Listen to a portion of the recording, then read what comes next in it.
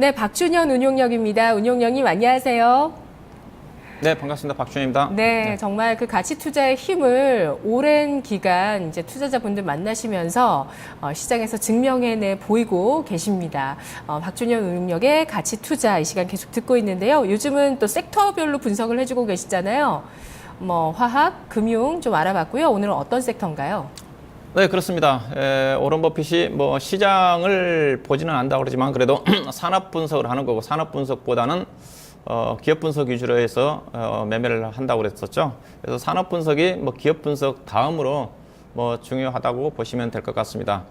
1분기 실적이 좀 발표가 좀 됐고, 그에 따라서 1분기 실적 자체는 결국은 그 올해 연간 실적을 거의 가름해 볼 수 있다는 관점에서 산업 내에 어떤 산업이 얼마만큼 좋아지고 있고 또 산업 내에서 어떠한 종목이 실적이 좋아지는지를 점검해 볼 필요가 있을 것 같아서 앞전 시간 3회에 걸쳐서 현재까지 1분기 실적을 근거로 한 국내 주요 업종들에 대해서 산업의 1분기 실적 리뷰와 그다음에 2분기 그다음에 올해 연간 실적을 기준으로 해서 밸류에이션을 좀 평가를 하면서 애널리스트들이 제시하고 있는 올해 연간 11개월 예상 목표 가격과 제 나름대로 계산한 목표 가격을 제시해드리고 있습니다. 최근에 실적이 가장 좋았던 업종이 화학 정유 섹터였기 때문에 가장 먼저 화학 정유 섹터를 점검해드렸고, 그 다음에 금융 섹터, 그 다음에 지난 시간에는 건설 업종과 철강 업종을 해드렸었죠. 오늘은 좀 마지막으로 자동차 업종을 좀 해드리도록 하겠습니다. 조선 업종까지 제가 함께 좀 준비를 했었는데 시간 관계상 안 될 것 같고, 오늘은 자동차 업종까지 점검해드리고, 다음부터는 이제는 종목적으로 해서 또 하나둘씩 오런 버핏형 종목들을 하나둘씩 좀 소개해드리면서 함께하는 시간을 좀 가져볼까 합니다.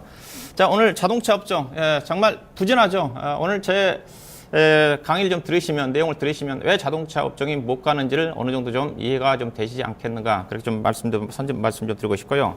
자, 자동차 업종은 현대차 그룹을 중심으로 자동차 업종 실적이 거의 한 달 됐습니다. 4월 23, 4일 정도 전후에서 현대차 그룹이 일괄적으로 거의 하루 이틀 간격으로서 대부분 실적이 좀 발표가 좀 됐는데, 표를 보시다시피 대체적으로 실적 자체가 예상치를 하회한 상태입니다. 현대 유아 정도만 예상치에 부합하는 그런 실적이 나왔는데, 예상 실적 하회 자체도 어떻게 보면 꾸준하게 연초 대비해서 실적이 하향 조정된 상태였거든요. 하향 조정된 상태에서도 불구하고 막상 또 뚜껑을 열고 보니까 그에 비해서도 현대차, 기아차를 중심으로 해서 가이던스 대비해서 거의 10% 정도 안 좋게 나왔으니까, 연초로 기준으로 본다 한다면 연초, 즉 작년 연말 내지는 연초의 기준으로 본다 한다면 거의 예상 실적이 거의 20% 정도 하향했다고 보시면 될 것 같습니다. 근데 현대차 같은 경우는 연초의 영업이익이 1조 거의 8,500억, 9천억이었거든요. 근데 1조 5천억 정도가 나왔으니까 상당폭 크게 좀 악좋은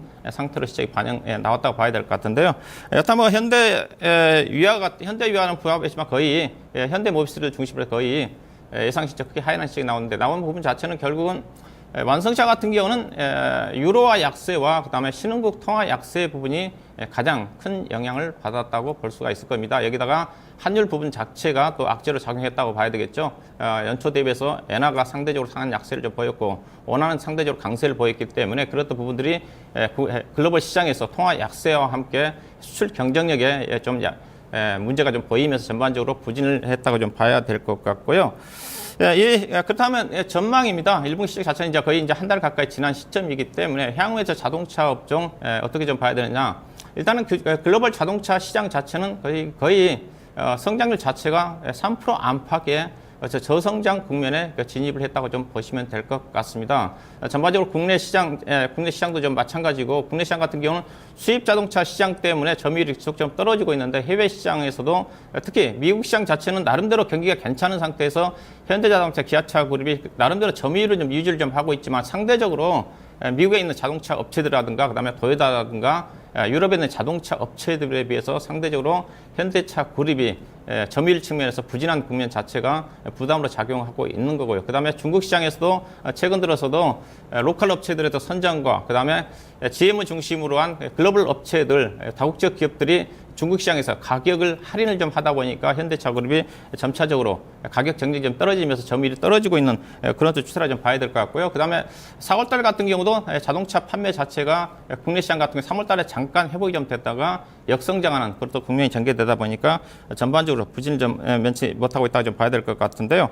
일단은 전반적으로 1분기 실적 부진 자체는 뭐 주가에 좀 반영이 좀 됐지만 조금 전에 향후 1분기 이후에도 4월달 이후가 그다음에 그 이후에 수출 시장에 있어서 전반적으로 여건 자체가 개선되지 않고 있다는 걸 감안한다면 2분기까지 실적 부분 자체는 실적으로 모멘텀을 찾기는 상당히 어렵지 않겠나 봐야 될 거고 대체적으로 하반기 정도 가야지 신차 모멘텀과 그다음에 현대자동차의 어떤 중국 쪽의 어떤 성장 모멘텀이 부각이 되면서 상승할 거란 전망인 것 같습니다. 다만 현재 어떤 자동차, 현대차를 중심으로 해서 관련 종목들은 PER 기준에서 워낙 낮은 수준입니다. 낮은 수준이기 때문에 주가는 빠지지가 않는데 모멘텀 자체가 없다는 관점에서 하반기 때 실적 개선에 대한 모멘텀이 부각이 될 때까지는 제한적인 어떤 상승이 좀 전개될 거고 그 사이에 최근에 실적이 발표된 중소형 종목 중에서 나름대로 약간의 실적이 개선되는 종목들이 있습니다. 그 종목도 중심으로 해서 부품주 중심으로 해서 선별적인 어떤 대응이 필요하지 않겠나 봐야 될 것 같은데 자 전반적으로 차트를 좀 보게 된다 한다면 국내 시장에 어떤 현대차라든가 기아차 그룹의 점유율, 국내 시장에서 점유율 추이입니다.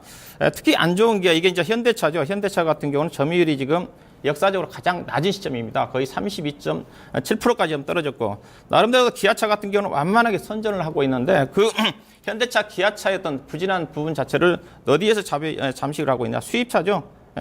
수입차입니다. 2010년 기준에서 수입차가 10% 정도 채 안 됐었는데 지금은 수입차에 대한 비중이 무려 17.4% 정도까지 올라오고 있기 때문에 그만큼 현대차 그룹이 국내에서도 상당히 어려움을 겪고 있는 거고 해외 수출 시장에서도 한일과 신흥국의 통화 약세 때문에 부진한 국면이 전개되고 있다고 좀 보시면 될 것 같고요. 최근에 국내 자동차 판매 동향입니다. 월간 단위로 보게 되면 현재 4월 달까지 누계를 본다 한다면 약 3.3% 정도 감소한 상태죠. 가장 크게 감소한 부분이 수출 시장입니다. 수출 시장이 6% 가까이 감소를 하면서 전반적으로 국내 시장 자체도 어려운 국면이 전개되고 있다고 좀 보시면 될 것 같고 중국 시장 그다음에 미국 시장에서 점유율 추이입니다. 나름대로 미국 시장에서 그래도 점유율은 현대차, 기아차가 현재 지금 합산 점유율이 약 8.4% 정도 되는 거죠. 8.4%면 과거에 아마 현대차 그룹이 9% 정도까지 육박을 한 걸 감안하면 나름대로 점유율은 좀 유지를 좀 하고 있는데 조금 전에 상대적으로 현대차, 기아차가 최근 같은 점유율 유지된 부분 자체는 인센티브 부분 자체가 좀 많이 좀 작용한 것 같습니다. 그래서 그런 부분들이 현대차 그룹의 어떤 주가에서 상승 모멘텀으로 상당히 부진한 그런 또 국면이 전개되고 있다고 좀 보시면 될 것 같고요. 올해 현대차 자동차 관련 종목들에 대한 실적 전망입니다. 자, 표를 보시게 된다 한다면 일단은 보게 되면 PER 측면을 본다 한다면 정말 주가가 매력적이죠. PER 보는다 한다면 6배밖에 안 되는 수준. 자동차 부품업종 같은 경우 8배 되는 수준이기 때문에 절대적으로 본다 한다면 현재 시장의 평균 PER 11배 정도를 감안한다 한다면 거의 절대적으로 싸다고 볼 수가 있을 겁니다. PBR 측면에서 본다 하더라도 0.78배 되는 수준이기 때문에 상당히 싼데 그렇지만 이제 자동차 업종이 기본적으로 여러분들이 이제 보셔야 되는 부분 자체가 왜 국내 자동차 이렇게 주가가 싼데 못 가느냐? PER 측면에서 정말 싼데 못 가느냐?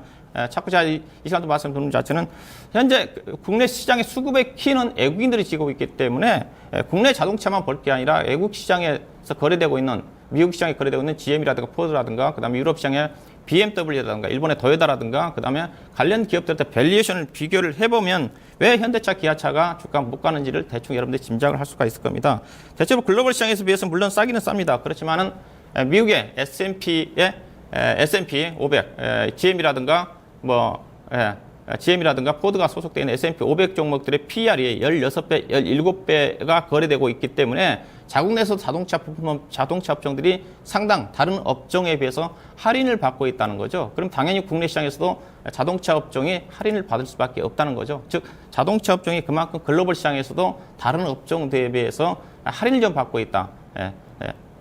그런 어떤 부분들이 현재 현대차, 기아차 주가 자체는 PER 측면에서 엄청 싸지만은 주가가 못 가는 부분. 결국은 현대차, 기아차가 주가가 상승하기 위해서는 어떻게 해야 되겠습니까? 결국은 이들 기업들이 자국 내에서 다른 어떤 산업에서 어떤 추가적으로 프리미엄을 받는 프리미엄, 할인을 받는 부분 자체가 해소가 좀 돼야 되겠죠. 그래서 결국 현대차, 기아차의 주가 상승은 글로벌 시장에 미국에 있는 GM 포드라든가 유럽에 있는 BMW라든가 일본의 도요타 자동차라든가 관련 기업들이 주가가 상승을 해야지 그래야지 현대차, 기아차에 대한 상대적인 밸류에이션의 매력이 좀 부각이 좀 되면서 외국인들이 좀 매수가 좀 들어오지 않겠는가 뭐 그렇게 좀 볼 수가 있을 겁니다. 그래서 상당히 그런 또 부분들이 최근에 이제 우리 시장이 자체가 보면 글로벌 시장에서 PER이 상당히 낮다는 부분 자체는 어떻게 보면 현대차 그룹이 상대적으로 PER이 낮게 부분 자체가 평균적으로 낮춰주면서 전체적으로 국내 시장의 PER이 낮게 좀 평가를 받고 있다는 부분도 여러분들 충분히 예상해 볼 수가 있을 것 같습니다. 주요 종목들에 대한 실적을 좀 판단을 해보도록 하겠습니다. 현대차입니다.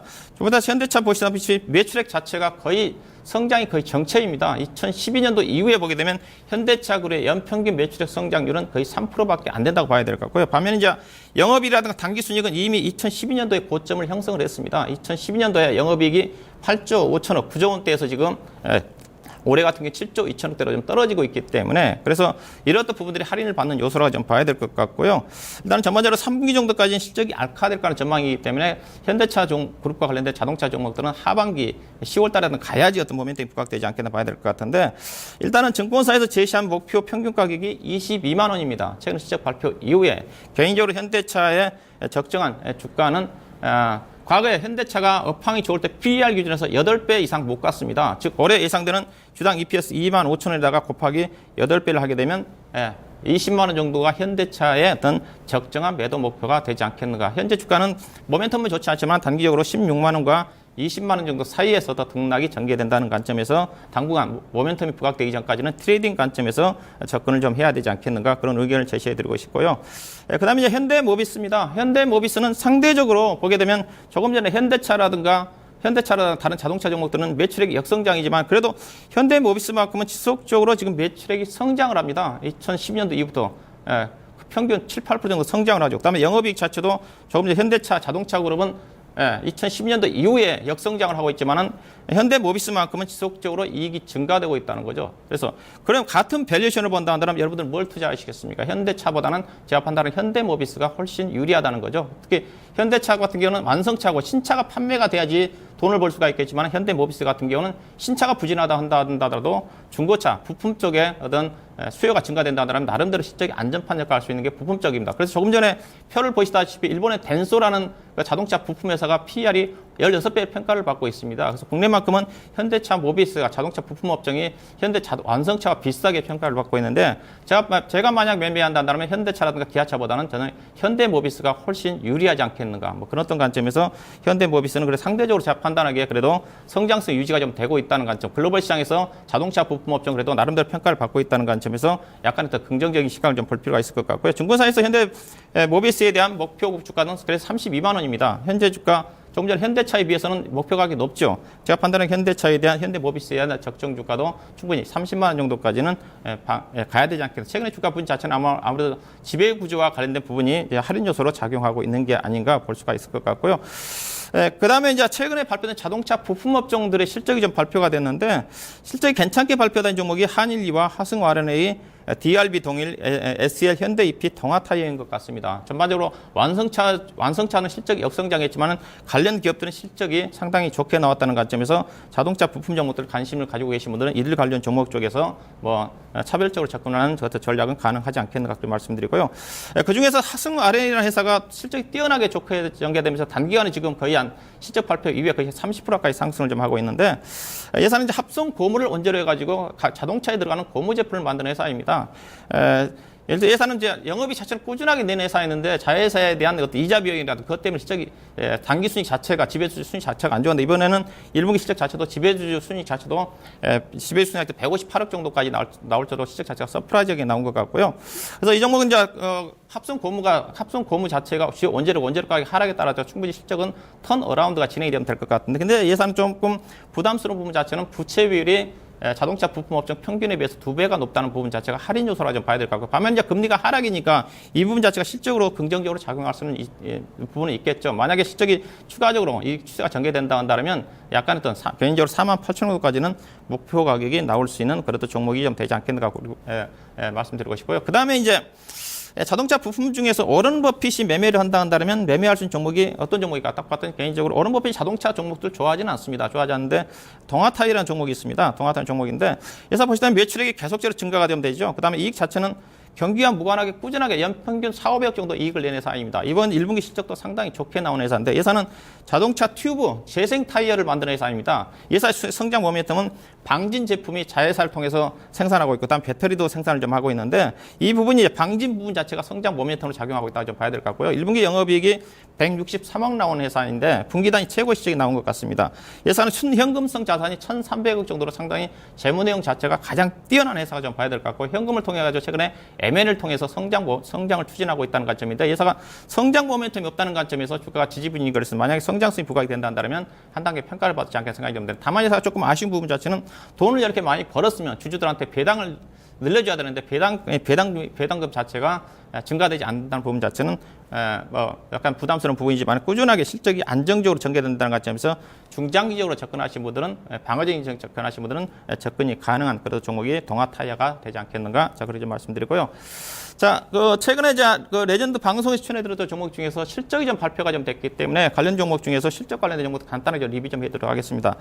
사조산업 주가는 지금 조정을 좀 받고 있는데 실적 자체는 무난하게 좋게 나왔습니다. 자회사들의 사조 해패라든가 사조 대림이라든가 사조 어양이라든가 회사도 단기 순징이 70억 정도 나오는데 단기적 워낙 조금 많이 떴기 때문에 조정 국면이 전개 좀 되고 있는 것 같고요. 8만 원만 이탈되지 않으면 목표 가격은 거의 근접한 상태인데 다시 한번 고점 돌파는 자산 가치를 반영돼 상승할 것 같고 그다음에 페인트 회사들이 전반적으로 실적이 안 좋게 나오는데 건설학만큼은 실적이 양호하게 전개된 것 같습니다. 좀 부진한 움직임 전개되고 있는데 충분히 매매가 가능한 종목인 것 같고요. 그다음에 창해 에탄올은 보혜양주 자회사 실적이 좋게 나오면서 지분법 이익 반영 때문에 실적이 양호하게 전개됐는데 목표 가격에 도달했다는 것에서 추경 매수는 자제하시고 그다음에 한샘은 목표 가격이 도달한 상태인데 거의 도달한 것 같습니다. 그렇지만은 최근에 실적이 워낙 좋게 나왔기 때문에 제가 판단에 42,000원까지는 보유 관점 가능할 것 같고요.